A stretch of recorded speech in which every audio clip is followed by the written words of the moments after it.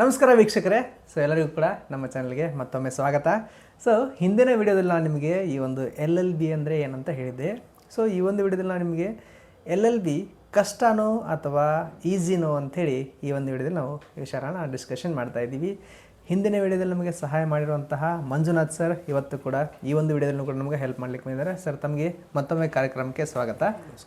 Sir, ಹಾಗಾದರೆ ಈಗ ಭಾಳಷ್ಟು ವಿದ್ಯಾರ್ಥಿಗಳು LLBನ ಮಾಡಬೇಕು ಅಂದ್ಕೊಂಡವ್ರಾಗಿರ್ಬೋದು ಅಥವಾ LLBನ ಮಾಡಿದವರಾಗಿರ್ಬೋದು. ಈಗ ಎಕ್ಸಾಮ್ಸ್ಗಳನ್ನ ಪಾಸ್ ಆಗೋದಾಗಿರೋದಿಲ್ಲ, ಆಮೇಲೆ ಒಂದಿಷ್ಟು ಸಿಲೆಬಸ್ನ ಓದೋದಾಗಿರೋದಿಲ್ಲ, ಅವರಿಗೆ ಕಷ್ಟ ಅನಿಸುತ್ತೆ, ಇದರ ಡಿಫಿಕಲ್ಟಿ ಅನಿಸಿರ್ತೀವಲ್ಲ. ಹಾಗಾದರೆ ವಿದ್ಯಾರ್ಥಿಗಳಿಗೆ ಈ ಒಂದು LLB ಕಷ್ಟ ಅಂದ್ಕೊಂಡ್ರೆ ಯಾವ ಥರ ಇರ್ತದೆ, ಈಸಿ ಅಂದ್ಕೊಂಡ್ರೆ ಯಾವ ಥರ ಇರ್ತದೆ ಅಂತ ಹೇಳಿ ಸರ್. ಅಂದರೆ ಈಗ ಮೊದಲಿಗೆ ಕಷ್ಟ ಯಾವ ಥರ ಆಗುತ್ತೆ ಅವರಿಗೆ LLBನ ಕಲಿಬೇಕಾದ್ರೆ ಅಂತ ಹೇಳ್ರಿ ಸರ್ ಮೊದಲಿಗೆ. ನಮಸ್ಕಾರ ವೀಕ್ಷಕರೇ, ನಾನು ಎರಡು ಕಾನ್ಸೆಪ್ಟ್ ಬಗ್ಗೆ ಮಾತಾಡ್ತೀನಿ ಸರ್. ಓಕೆ. ಒಂದು ಕಷ್ಟ ಅನ್ನೋ ವಿಚಾರದಲ್ಲಿ ಮಾತಾಡ್ತೀನಿ, ಇನ್ನೊಂದು ಸುಲಭ ಅನ್ನೋ ವಿಚಾರದಲ್ಲಿ ಮಾತಾಡ್ತೀನಿ. ಓಕೆ. ಕಷ್ಟ ನಮಗೆ ಯಾಕೆ ಆಗುತ್ತೆ ಅಂತ ಹೇಳ್ತೀನಿ ನಾನು. ಕಷ್ಟ ಅಂದರೆ ಈಗ LLB ನಾವು ಕಷ್ಟ ಅಂತ ಯಾಕೆ ಕಷ್ಟವಾದ ಸಿಲೆಬಸ್ ಇಟ್ಟಿದ್ದಾರೆ, ಯಾಕೆ ಕಷ್ಟ ಇಟ್ಟಿದ್ದಾರೆ ಅಂತ ಹೇಳಿದ್ರೆ, ಒಬ್ಬ ಕೆಳ ಹಂತದ ಪರ್ಸನಿಂದ ಹಿಡಿದು ಮೇಲಂತದ ಪರ್ಸನ್, ಫಾರ್ ಎಕ್ಸಾಂಪಲ್ ಒಬ್ಬ ಬಡವನಿಂದ ಹಿಡಿದು, ಒಬ್ಬ ರಾಜಕೀಯ ವ್ಯಕ್ತಿಯಿಂದ ಹಿಡಿದು, ಒಬ್ಬ ಪೊಲೀಸಿಂದ ಹಿಡಿದು, IAS ಆಫೀಸರಿಂದ, KS ಆಫೀಸರಿಂದ ಹಿಡಿದು, ಅಥವಾ ಮುಖ್ಯಮಂತ್ರಿ ಆಗಿರ್ಬೋದು, ಪ್ರಧಾನಮಂತ್ರಿ ಆಗಿರ್ಬೋದು, ಪ್ರತಿಯೊಬ್ಬರು ಸಹ ಅಡ್ವೊಕೇಟ್ ಹತ್ರ ಬರಬೇಕು. ಆ ಅಡ್ವೊಕೇಟ್ ಹತ್ರ ಬರ್ತಾರೆ ಅಂದರೆ ಆ ಅಡ್ವೊಕೇಟ್ ಎಷ್ಟು ಪರಿಪೂರ್ಣವಾದ ಜ್ಞಾನವನ್ನು ತಿಳಿದಿರಬೇಕು, ಎಷ್ಟು ಪರಿಪಕ್ವತೆ ಹೊಂದಿರಬೇಕು ಕಾನೂನು ವಿಚಾರದಲ್ಲಿ ಅಂತ ಹೇಳಿಬಿಟ್ಟು, ಆ ಒಬ್ಬ ವ್ಯಕ್ತಿ ಒಬ್ಬ ಜ್ಞಾನಿಯಾಗಿ ಹೊರ ಬರಬೇಕು ಅಂತಂತಂದರೆ ಅವ್ರ ಸಿಲೆಬಸ್ಸು ಅಷ್ಟು ಟಫ್ ಇಟ್ಟಿದೆ. ಸುಮಾರು ಒಂದು 2,500ದಿಂದ 3,000 ಸೆಕ್ಷನ್ಸ್ ಇದೆ ಸರ್. 3,000 ತನಕ ಸೆಕ್ಷನ್ ಇದೆ ಅಂತ ಹೇಳ್ತಾರೆ. ಸೆಕ್ಷನ್ಸ್ ಇದೆ. ಸುಮಾರು 130ರಿಂದ 150 ಲಾಸ್ ಇದೆ. ಲಾಸ್ ಬಗ್ಗೆ ಸ್ಟಡಿ ಮಾಡಬೇಕಾಗುತ್ತೆ. ಸಂವಿಧಾನದಲ್ಲಿ ಅಮೆಂಡ್ಮೆಂಟ್ಸ್ ಬಗ್ಗೆ ನಾವು ಸ್ಟಡಿ ಮಾಡಬೇಕಾಗುತ್ತೆ. ಇಷ್ಟೆಲ್ಲ ನಾವು ಸ್ಟಡಿ ಮಾಡಿದ ಮೇಲೆ ಆ ಸಬ್ಜೆಕ್ಟನ್ನು ಪರಿಪೂರ್ಣತೆ ನಾವು ಹೊಂದ್ತೀವಿ. ಹಾಗಾಗಿ ಒಬ್ಬ ವ್ಯಕ್ತಿ ಒಂದು ಒಳ್ಳೆ ಲಾಯರ್ ಆಗಿ, ಅಡ್ವೊಕೇಟ್ ಆಗಿ ಹೊರ ಹೊಮ್ತಾ ಇದ್ದಾನೆ ಅಂದರೆ ಇಷ್ಟನ್ನೆಲ್ಲ ಸ್ಟಡಿ ಮಾಡಬೇಕು ಅಂತಂದರೆ ಅದು ಕಷ್ಟ ಆಗುತ್ತೆ. ಓಕೆ. ಅಂದರೆ ತುಂಬ ಡಿಫಿಕಲ್ಟಿ ಇದೆ. ಅಂದರೆ ಇವೆಲ್ಲ ಒಂದು 2,000 3,000ದವರೆಗೂ ಆ ಒಂದು ಲಾಸ್ಗಳನ್ನು ಆಗಿರ್ಬೋದು ಅಥವಾ ಈಗಿರುವಂಥ ಆರ್ಟಿಕಲ್ಸ್ಗಳಾಗಿರ್ಬೋದು ಅವುಗಳೆಲ್ಲ ಓದಬೇಕಂದ್ರೆ ಇಟ್ಸ್ ಟು ಡಿಫಿಕಲ್ಟ್ ಅಂತ ಹೇಳ್ತಾ ಇದ್ದಾರೆ ನೀವು. ಹೌದು. ಓಕೆ. ಹಾಗಾದರೆ ಈಗ ಭಾಳಷ್ಟು ವಿದ್ಯಾರ್ಥಿಗಳು ಅಂದ್ಕೊಳ್ಳೋದೇನು ತಪ್ಪಿಲ್ಲ, ಕಷ್ಟ ಆಗುತ್ತೆ ಅಥವಾ ಕಷ್ಟ ಇದೆ ಅಂತ ಅನ್ನೋದು. ಹಾಗಾದರೆ ಈಗ ಕಷ್ಟ ಅನ್ಕೊಂತ ಕುಂದ್ರೆ ನಾವು ಸಿಲೆಬಸ್ಸನ್ನು ಮುಗಿಸೋಕ್ಕಾಗೋದಿಲ್ಲ, ಅಥವಾ ಎಕ್ಸಾಮನ್ನು ಕ್ರ್ಯಾಕ್ ಮಾಡೋಕ್ಕಾಗೋದಿಲ್ಲ, ಅಥವಾ ನಾವು ಲಾಯರ್ ಆಗೋಕ್ಕಾಗೋದಿಲ್ಲ. ಇದು ಕಷ್ಟ ಅನ್ನೋದನ್ನು ವಿದ್ಯಾರ್ಥಿಗಳು ಯಾವ ಥರ ಈಸಿ ಮಾಡ್ಕೋಬೇಕು, ಅಥವಾ ಯಾವ ಥರ ಅದನ್ನು ನರೇಟ್ ಮಾಡ್ಕೋಬೇಕು, ಅದನ್ನು ಯಾವ ಥರ ಅವರು ಡೀಲ್ ಮಾಡಬೇಕು, ಆ ಸಿಲೆಬಸ್ ಅಥವಾ ಸಬ್ಜೆಕ್ಟ್ಗಳನ್ನು ಯಾವ ಥರ ಡೀಲ್ ಮಾಡ್ಬೇಕಂತ ಸರ್. Yes sir. ಈಗ ನಾವು ಕಷ್ಟ ಅನ್ನೋ ಒಂದು ಮೌಢ್ಯತೆ ವಿಚಾರಗಳನ್ನ ವಿದ್ಯಾರ್ಥಿಗಳು ತೆಗೆದಾಕಬೇಕಾಗುತ್ತೆ ಸರ್. ಲಾ ಅಂದರೆ ನಮ್ಮ ಸುತ್ತಮುತ್ತಲಿರುವ ವಾತಾವರಣಗಳು, ಫಾರ್ ಎಕ್ಸಾಂಪಲ್ ಫ್ಯಾಮಿಲಿ ಡಿಸ್ಪ್ಯೂಟ್ ಆಗಿರ್ಬೋದು, ಫ್ಯಾಮಿಲಿಯಲ್ಲಿ ಪ್ರಾಬ್ಲಮ್ ಆಗಿರುತ್ತೆ, ಆಮೇಲೆ ಕಾಂಟ್ರಾಕ್ಟ್ ಆಗಿರ್ಬೋದು, ಏನೇ ಒಡೆದಾಟದಾಗಿರ್ಬೋದು, ಏನೇ ಬೆದರಿಕೆ ಆಗಿರ್ಬೋದು, ಪ್ರತಿಯೊಂದು ವಿಷಯಗಳು ನಮಗೆ ಗೊತ್ತೈತೆ ಆಲ್ರೆಡಿ. ಗೊತ್ತೈತೆ. ಅದನ್ನೇ ಆ ಒಂದು ವಿಷಯಗಳನ್ನೇ ತಗೊಂಬಂದು ಅಲ್ಲಿ ಹಾಕಿದ್ದಾರೆ, LLB ಹಾಕಿದ್ದಾರೆ. ಅದಕ್ಕೆ ಸಮ್ ಸೆಕ್ಷನ್ಸ್ ಅಂತ ಮಾಡಿದ್ದಾರೆ. ಅಷ್ಟೇ ಕಾನ್ಸೆಪ್ಟ್ ನಾವು ಅರ್ಥ ಮಾಡ್ಕೊಬೇಕು. ಅದನ್ನ ಬಿಟ್ಟು ಇದನ್ನ ಕಬ್ಬಿಣದ ಕಡಲೆ ಅಂತ ಅನ್ಕೊಬಾರ್ದು ನಾವು. ಫ್ಯಾಮಿಲಿಯಲ್ಲಿ ಆಲ್ಮೋಸ್ಟ್ ನಮಗೆ ಪ್ರಾಬ್ಲಮ್ ಆಗ್ತಾನೆ ಇರುತ್ತೆ. ಸಮ್ ಡಿವೋರ್ಸ್ ಪ್ರಾಬ್ಲಮ್ ಆಗಿರ್ಬೋದು, ಇಲ್ಲ ಹಿರಿಯರು ಕೂತ್ಕೊಂಡು ತೀರ್ಮಾನಗಳು ಮಾಡ್ತಾನೆ ಇರ್ತಾರೆ.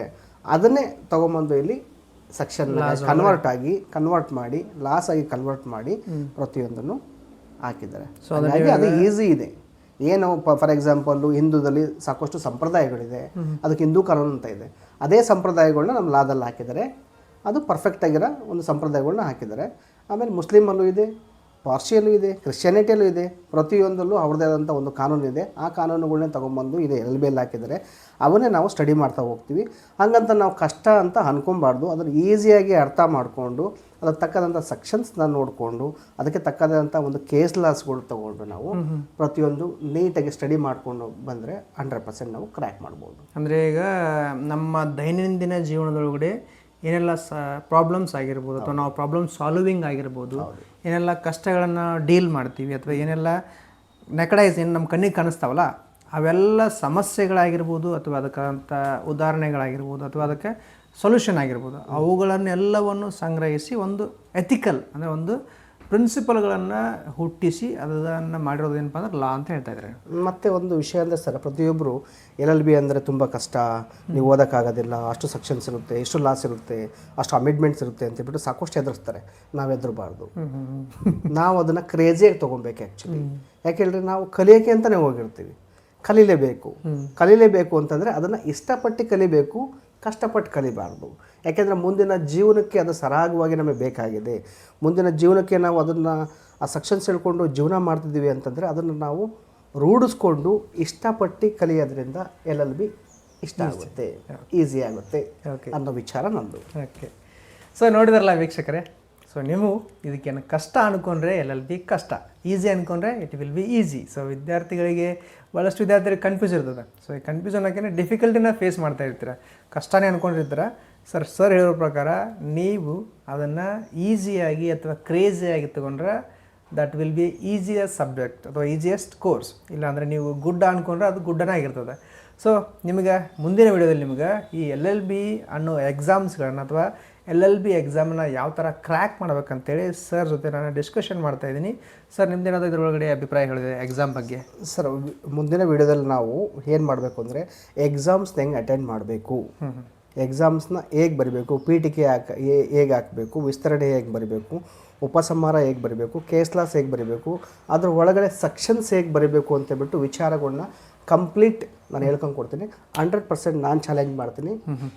LLBನ ನಾನು ಕ್ರ್ಯಾಕ್ ಮಾಡಿಸ್ತೀನಿ ಸ್ಟೂಡೆಂಟ್ಸಿಗೆ. ಆ ಥರ ಮತ್ತೊಂದು ವಿಷಯ ಹೇಳಬೇಕು ಅಂದರೆ, ನಾವು LLB ಮಾಡಿರಬೇಕಾದ್ರೆ ಒಬ್ಬ ವಿದ್ಯಾರ್ಥಿಗೆ 41 ಪೇಜಸ್ ಕಂಪ್ಲೀಟ್ ಬರೆದ್ರೂ 0 ಕೊಟ್ಟಿರೋ ಎಕ್ಸಾಂಪಲ್ಸು ಇದೆ. ನಾನೇ ಖುದ್ದಾಗಿ 15 ಪೇಜ್ ಬರೆದು 45 ಮಾರ್ಕ್ಸು ತೊಗೊಂಡಿದ್ದೀನಿ. 21 ಪೇಜ್ ಬರೆದು 61 ಮಾರ್ಕ್ಸು ತೊಗೊಂಡಿದ್ದೀನಿ. ಅಂದರೆ ಫಾರ್ ಎಕ್ಸಾಂಪಲ್ 32 ಮಾರ್ಕ್ಸ್ ಬರೋದೇ ಕಷ್ಟ ಸರ್ LLB. ಅಂಥದ್ರಲ್ಲಿ 18-20 ಪೇಜ್ ಬರೆದು ಹೆಂಗೆ ಕ್ರ್ಯಾಕ್ ಮಾಡಬೇಕು, ಯಾವ ಥರ ಸಿಸ್ಟಮ್ಗೆ ಕ್ರ್ಯಾಕ್ ಮಾಡಬೇಕು ಅಂತಲೂ ಹೇಳ್ಕೊಂಡು ಕೊಡ್ತೀನಿ ಸರ್. ಓಕೆ, ನೆಕ್ಸ್ಟ್ ಕಾನ್ಸೆಪ್ಟ್ನಲ್ಲಿ ಹೇಳ್ಕೊಂಡು ಕೊಡ್ತೀನಿ ಸರ್. ಸೊ ನೋಡಿದ್ರಲ್ಲ ವಿದ್ಯಾರ್ಥಿಗಳೇ. ಸೊ ಇದು ನಿಮ್ಗೆ LLBನ ಯಾವ ಥರ ಕ್ರ್ಯಾಕ್ ಮಾಡೋದಕ್ಕಂತೇಳಿ ನಿಮಗೆ ನೆಕ್ಸ್ಟ್ ಎಪಿಸೋಡಲ್ಲಿ ಹೇಳ್ತಾ ಹೋಗ್ತೀವಿ. ಇದು ನಿಮ್ಗೆ ಕಂಪ್ಲೀಟ್ ಇನ್ಫಾರ್ಮೇಷನ್ ಅಬೌಟ್ ಈ ಒಂದು LLB ಈಸಿನಾ ಅಥವಾ ಟಫ್ ಅನ್ನೋ ಒಂದು ವಿಡಿಯೋ ಆಯಿತು. So thank you for watching this video. So ತಮಗೂ ಕೂಡ ಮತ್ತೊಮ್ಮೆ ಧನ್ಯವಾದಗಳನ್ನು ತಿಳಿಸ್ತಾ ಇದ್ದೀನಿ. ಸೊ ಮುಂದಿನ ವಿಡಿಯೋದಲ್ಲಿ ಕೂಡ ಜೊತೆರಿ. ಅದರ ಜೊತೆಗೇ ಯಾರೆಲ್ಲ ಹೊಸದಾಗಿ ನಮ್ಮ ಚಾನಲ್ಗೆ ವಿಸಿಟ್ ಮಾಡಿದ್ರಿ, ನಮ್ಮ ಒಂದು ಚಾನಲ್ನ ಸಬ್ಸ್ಕ್ರೈಬ್ ಮಾಡೋದನ್ನು ಕೂಡ ಮರಿಬೇಡಿ. ಇದೇ ರೀತಿ ಅಪ್ಡೇಟ್ಗಳನ್ನು ನೋಡ್ತಾ ಇರ್ಬೋದು. Thank you for watching this video and please do subscribe our channel. Thank you.